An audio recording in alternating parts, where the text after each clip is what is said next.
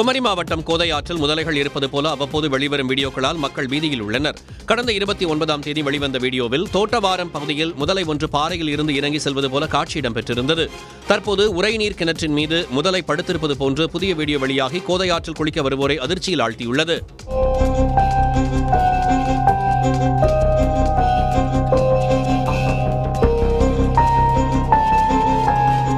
இந்த முதலைகள் பேச்சிப்பாறை அணை உபரிநீர் திறப்பின் போது ஆற்றில் வந்திருக்கலாம் என கருதப்படுவதால் ஆபத்து ஏற்படும் முன்பு அவற்றை பிடிக்க மக்கள் வனத்துறையிடம் கோரிக்கை வைத்தனர். சென்னையில் சாலை விதிகளை மீறியதாக ஆன்லைனில் அளிக்கப்பட்ட புகாரில் வாகன ஓட்டிகளுக்கு போக்குவரத்து போலீசார் அபராதம் விதித்து நடவடிக்கை எடுத்தனர். சென்னை OMR சாலையில் தலைக்கவசம் அணியாமலும் சாலையின் எதிர்திசையில் சென்றது குறித்தும் புகார் அளிக்கப்பட்டது.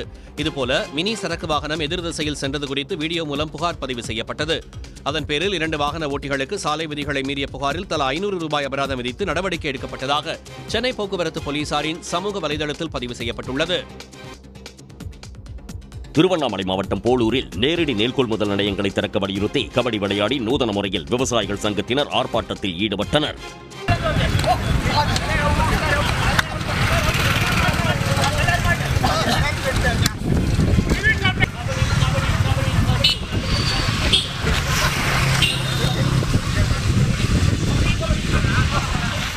போலூர் சேத்துப்பட்டு வட்டங்களில் தற்போது அறுவடை பணிகள் அதிக அளவில் நடைபெற்று வரும் நிலையில் மார்க்கெட் கமிட்டியில் நாள் ஒன்றுக்கு 800 மூட்டைகள் மட்டுமே கொள்முதல் செய்வதால் நெல் மூட்டைகள் தேக்கமடைந்து வருகின்றன. இதனால் நேரடி நெல் கொள்முதல் மையங்கள் திறக்க விவசாயிகள் வலியுறுத்தினர். அரக்கோணம் அடுத்த நெமிலி பேருந்து நிலையத்தில் செயற்கை உணவுகளால் ஏற்படும் பாதிப்புகள் குறித்து வேளாண் கல்லூரி மாணவிகள் நாடகங்கள் மூலம் விழிப்புணர்வு ஏற்படுத்தினர். அப்போது விவசாயம் குறித்தும் இயற்கை உரங்களின் பயன்கள், ரசாயன உரங்களால் ஏற்படும் பாதிப்புகள் குறித்தும் விளக்கினார்கள்.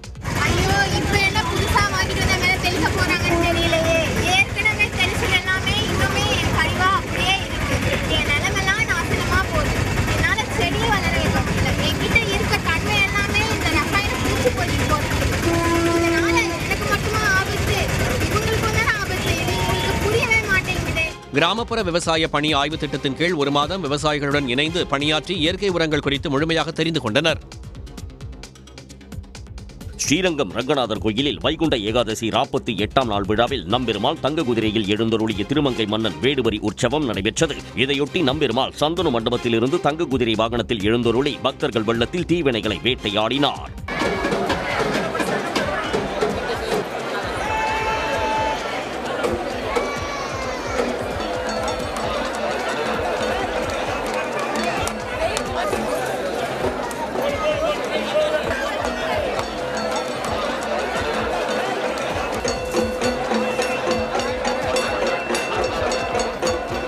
விழாவில் நம்பெருமாளின் நகைகள் மற்றும் தங்க வெள்ளி பாத்திரங்களை திருமங்கை மன்னனின் படை கொள்ளையடித்துச் செல்லும் காட்சியும் பின்னர் நம்பெருமாளிடம் மன்னன் சரணாகதி அடையும் வைபவமும் அரங்கேறியது. உத்தரப்பிரதேச மாநிலம் பிரயாக்ராஜ் நகரில் பிரபல நகைக்கடையில் பெண்கள் நகை வாங்குவது போல நடித்து நகைகளை கொள்ளையடித்துச் சென்ற சம்பவம் நிகழ்ந்துள்ளது. குறிப்பாக 14 நிமிடங்களில் 14 லட்சம் ரூபாய் மதிப்பிலான நகைகளை மறைத்து எடுத்துச் சென்றது அங்கிருந்த CCTVயில் பதிவானது.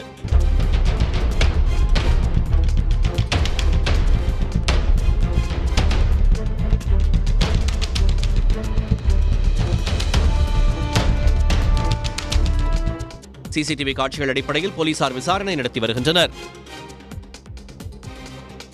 நொய்டாவில் திருட்டு கும்பலிடம் இருந்து 821 செல்போன்களை போலீசார் மீட்டுள்ளனர். மீட்கப்பட்ட செல்போன்களின் மதிப்பு சுமார் 8 கோடி ரூபாய் இருக்கும் என போலீசார் தெரிவித்துள்ளனர்.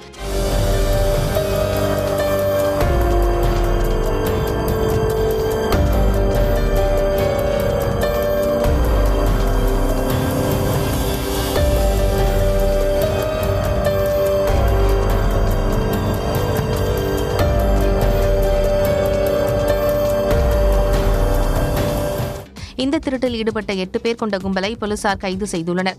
இந்த கும்பல் மக்கள் கூடும் இடங்களில் செல்போன்களை திருடி அதனை பல்வேறு மாநிலங்களில் விற்பனை செய்து வந்தது கண்டுபிடிக்கப்பட்டது. ஒடிசா மாநிலத்தில் உள்ள சிலிகா ஏரியில் ஆசியாவின் பல்வேறு பகுதிகளில் இருந்து ஆயிரக்கணக்கான வலசை பறவைகள் படையெடுத்துள்ளன. இது பறவை ஆர்வலர்களுக்கும் சுற்றுலா பயணிகளுக்கும் கண்கொள்ளா காட்சியாக அமைந்தது.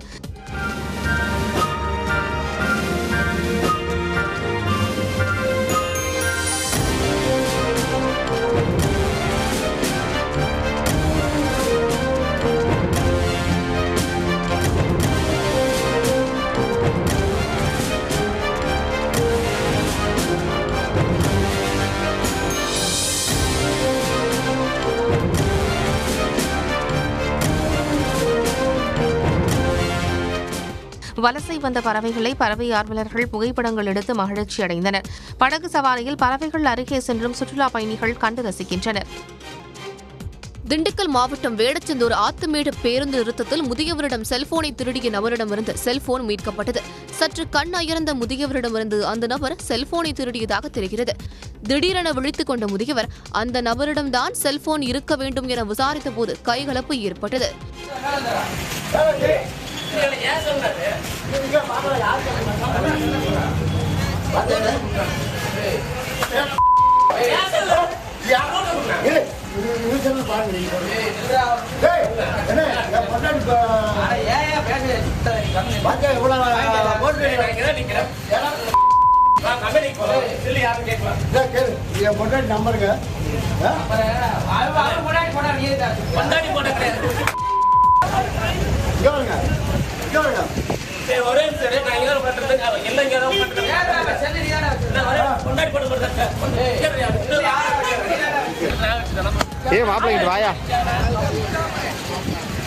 அருகில் இருந்தவர்களும் இணைந்து செல்போனை மீட்டுக் கொடுத்த நிலையில் திருடிய நபர் அங்கிருந்து மெதுவாக நடந்து சென்று தப்பினார்.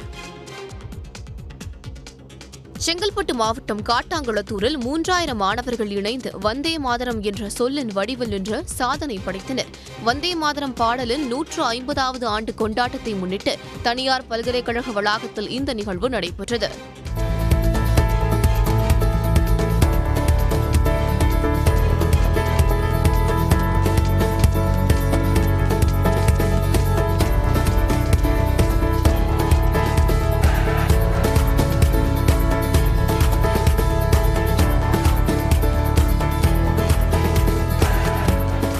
தேசிய ஒருமைப்பாட்டை பறைசாற்றும் வகையில் அமைந்த இந்த நிகழ்வு வேர்ல்ட் ரெக்கார்ட் யூனியன் என்ற அமைப்பால் சாதனையாக அங்கீகரிக்கப்பட்டது.